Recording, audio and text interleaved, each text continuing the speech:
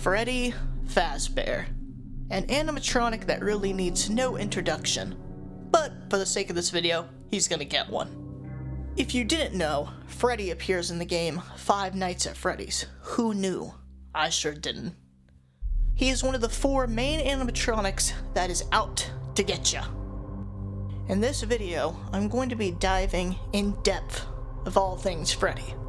But only this version of Freddy. No Toy Freddy's, Withered Freddy's, Banana Freddy's, any other Freddy's. Just this one. Just the normal OG. Good old... The Freddy Fazbear? Okay, so please sit back in your office, turn on your kind of loud fan, and let's begin as we journey into Freddy Fazbear, going over his appearance, gameplay mechanics, personality, the lore surrounding him, and some of the real-life merchandise you can get, because some of it is really wacky. Anyhow, let the night begin.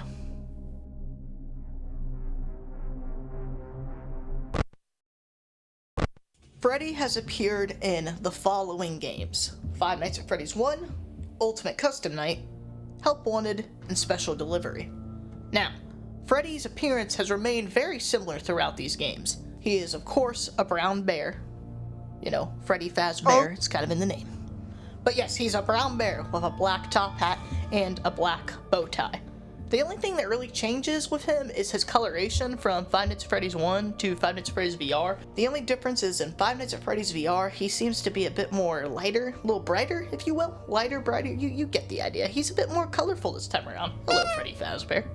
His main physical differences start to show in Five Nights at Freddy's AR, which is the mobile game that I don't even think you can actually play now. In this game, his suit doesn't appear to be made out of the fuzzy material that does in Five Nights at Freddy's 1, UCN, and VR. In this game, he's really shiny actually, almost kind of looking like a toy animatronic, but other than that, he looks the same, of course, with being a brown bear, black top hat, black bow tie. Check mark all 3. Oh, also he has a microphone, because, you know, he's the singer of the band, the leader of the band. But when it comes to appearances, that's all Freddy really has. I mean, he's a very basic guy, but, like, in a good way. The design is very, very good in my opinion. He looks very pleasant during the day, like children would love this guy. But at night, I'm scared of him. Now then, in Five Nights at Freddy's 1 and UCN, maybe, I'm not entirely sure, we can see this handprint above his eye. But that's something we're going to discuss in the lore section. For now, let's talk about his gameplay mechanics throughout the games. Time to discuss Mr. Fazbear's gameplay. And to do this, we're actually going to go in reverse order, and there is a reason for that. So let's start with Five Nights at Freddy's AR. In this game, he's really not that interesting. He just kind of functions like everybody else, where he'll run around and you have to find him, and then when he charges you, you zap him. And that's the game. That's pretty much it. Everyone else does this, and I'm very sorry I have no footage for this, because I don't know how to play the game anymore. So you're just gonna have to use this reenactment I made. This is my reenactment of Five Nights at Freddy's AR. Here we go. Oh, I'm gonna get you. Here I come. And it's like, no. Bing, bong, ding, dong. Electricity. Oh no, I'm dead. Oh. That's the game. So yeah, that's basically the game. There is something interesting here though. He does have a voice, but we're gonna get into that in the personality section. So for now, we're just gonna go on to Help Wanted. Help Wanted, he takes his role from Five Nights at Freddy's 1 and just does it again, but it's kind of less scary. I don't know. I personally don't have a VR headset, so I had to play this in tabletop mode, so it wasn't really that scary, but I'm sure it is scary in Five Nights at Freddy's VR with the VR headset, you know what I mean? His other gameplay mechanic is parts and service, where you have to repair him. Again, it's not really interesting because Chica, Bonnie, and Foxy all do the same thing where you fix them, so it's not really just for him. Everyone else goes through this, so it's not that special. Now, in Five Nights at Freddy's VR, we also have the hard mode, which all this does, I believe, is just make him completely black with white eyes. I believe that's the only difference. Same gameplay, I think. I'm not too sure, actually. Very in-depth review, right? And I have no clue what I'm saying. It's just FNAF. Look, FNAF VR isn't a game I play it very often. Most of my love for Freddy, that sounded really weird. But I like Freddy from FNAF 1 a lot, which is what we're going to get into right after we talk about UCN. So, Ultimate Custom Night features Freddy, of course. That's why I'm talking about it. Oh, who knew? Anywho, he's very, very simple in this game. He'll attack you from the left side, and if it's hot, he'll go faster, because you gotta keep that cool temperature so Freddy will be satisfied with his climate. He probably hates climate change. You know he's advocating it out there. All he'll do is stand at your door, you shut it, he'll go away, and then he'll repeat the process. And again, go faster if it's hotter. If he catches you, you get jump scared. Unlike most characters in this game who are given a voice, he wasn't given a voice yet. And that's really all he does in Ultimate Custom Night. But now we get to go into my favorite appearance of Freddy. His absolute scariest. Five Nights at Freddy's 1.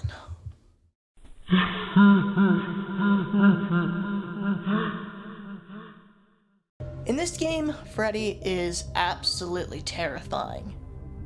Let me explain. It's almost like in this game, he's more aware than the rest. Night 1 and Night 2, he doesn't come off the stage. It's almost like he studies you to see how you're defending yourself, how you're dealing with the power, how you're dealing with Bonnie, Chica, and Foxy. He's just watching. Always watching. Then Night 3 rolls around and you notice he's after you. But he's different. It's like he knows the cameras are looking at him. He hides in the shadows. The only thing you can see are two little white dots shining from his eyes. He'll get closer and closer and closer. And unlike the rest of the animatronics, Freddy will taunt you. Where Bonnie and Chica may moan,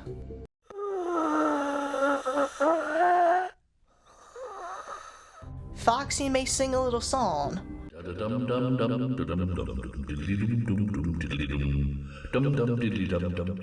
Freddy almost intentionally taunts you with a laugh that is sent through the halls.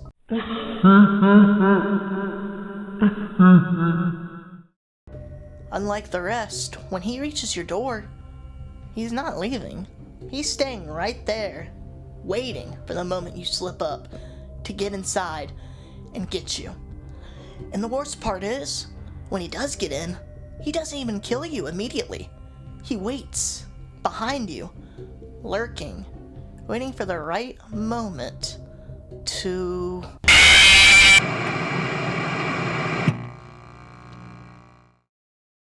Through every single night, he's the one that will come get you when the power goes out. Everything goes black. You hear a song. Look into the darkness and see a face looking back at you. And all of a sudden, the song ends. Now would be a good time to hold your breath. I bet you didn't expect me to show up, did you now?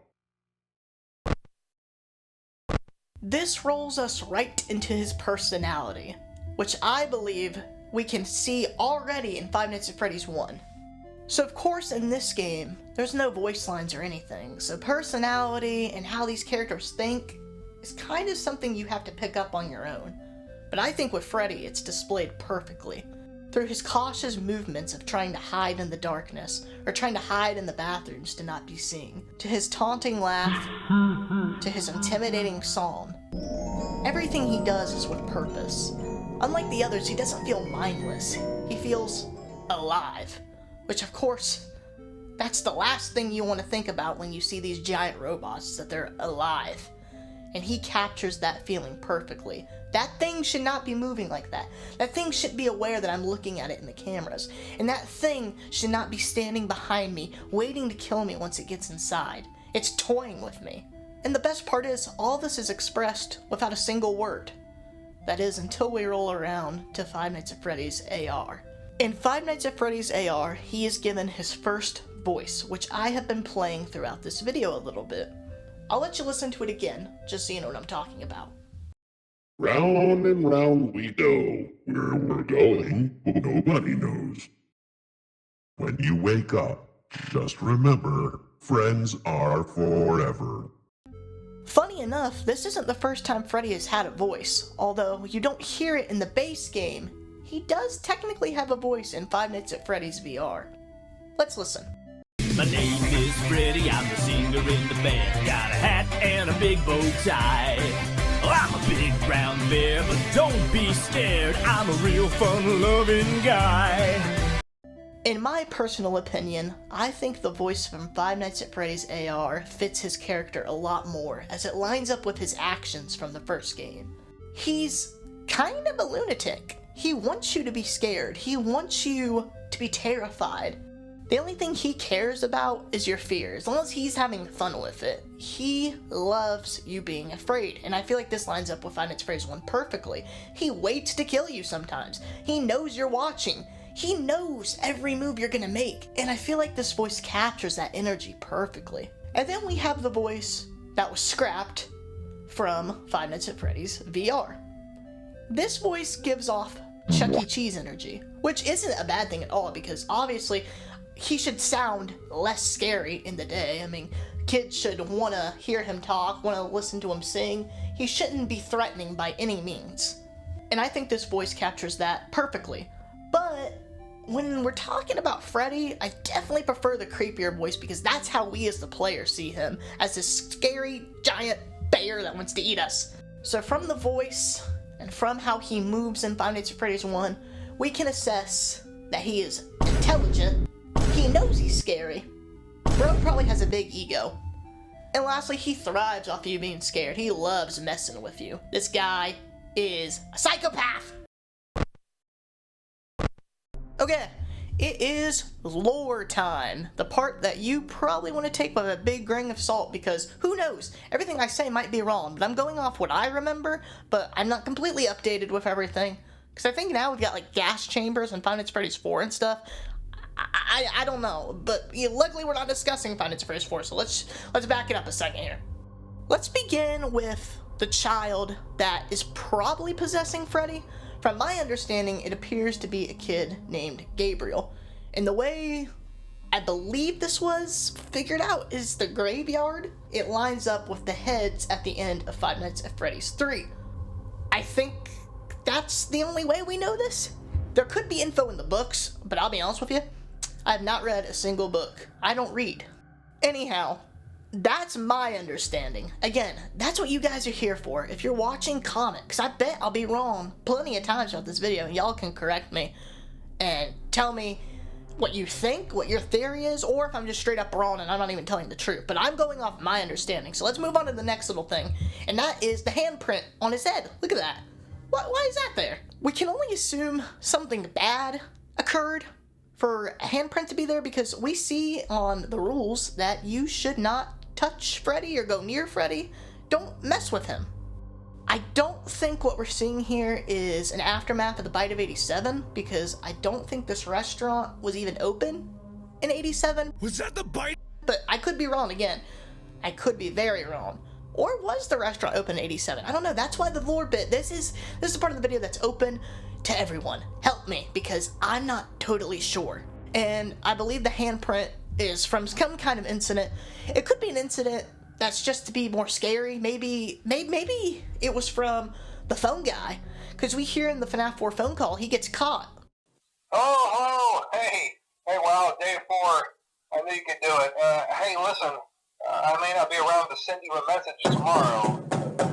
It's been a bad night here for me. I'm kind of glad that I recorded my messages for you when I did. Hey, do me a favor. Maybe sometime you could check inside those suits in the back room. I'm going to try to hold out until someone checks. Maybe it won't be so bad. Yeah, I always wondered what was in all those empty heads back there. You know. Oh no. Now, who was he caught by? Was it Golden Freddy? Freddy, Foxy, Chica, Bonnie? Who knows? I mean, I don't know. But maybe it was Freddy. Maybe the handprint comes from phone guy trying to push him back or something. Who knows? I'm not sure. Start commenting and I'll read it, man. I will read it and I will educate myself on the lore of Frederick Fazbearrington III. I think that's really all with this version of Freddy and its lore. There's really not much to go about. Other versions of Freddy, Golden Freddy, the yellow one, yeah, he has a lot of stuff. But this version of Freddy doesn't have much to talk about lore-wise. He plays a little Spanish song, so maybe he was built in Spain or something. Is that from Spain? I don't know. To end this off on a fun note, we're going to be talking about the merchandise of Freddy Fazbear, which can be horrific. God, help me! Let's start with the ones that I wish I had and I want you to see. Look at this. Those are socks. But it's Freddy.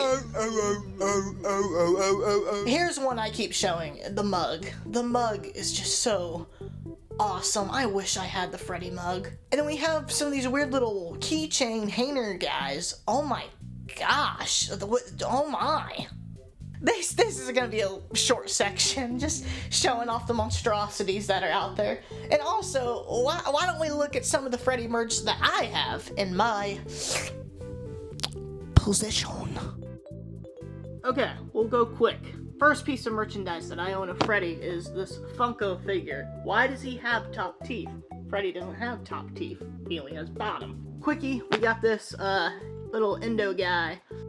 And lastly, my favorite little Freddy that I own is this guy. Come on, look at this guy. This little plush Freddy. I love him. He's very awesome. He's really cool. Come on now, look at that. Look at that. Oh, look at that. He's so shiny. You can see me in him. It's me.